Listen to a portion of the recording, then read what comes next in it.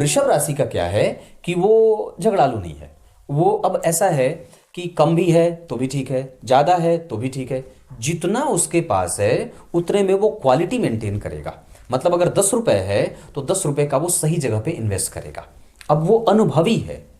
हो सकता है उसके पास बहुत सारी संपत्ति ना हो, पर हो सकता है कि वो जितना है उतने को अच्छे तरीके से रख रहा है।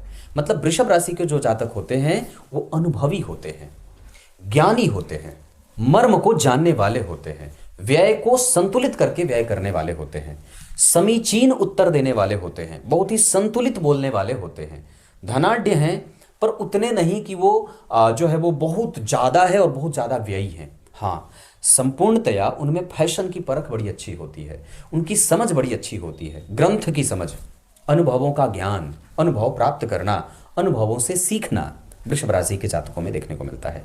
मतलब अगर आपकी कुंडली में चंद्रदेव वृषभ राशि में बैठे हैं तो स्पष्टतया ये बात याद रखनी है कि अब आपके पास व्यय है पर अतिरिक्त और बेवजह का व्यय नहीं है।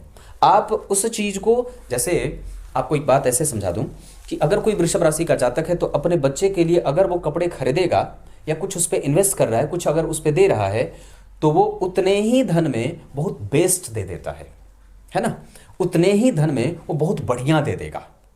और कई बार वो अपने संतति के लिए बहुत अच्छा देता है पर दूसरे की संतति के लिए थोड़े कम दामों का कपड़ा खरीद ले, कम दामों की चीजों का इस्तेमाल करवा दे। मतलब वो ऐसा होता है, उसकी परख थोड़ी ऐसी होती है कि ये मेरा है, ये दूसरे का है, तो मुझे अपने वाले को थोड़ा ज्यादा देना है और सामने वाले को जो दूसरे का उसको थोड़ा कम दूंगा। मतलब इन्वेस्टमेंट के तौर पर अगर बात करें तो वो ऐसे काम करता है, दिमाग लगाता है, उसको पता है कि मुझे कहां से आउटपुट मिलेगा और कहां से कहां इनपुट करना है।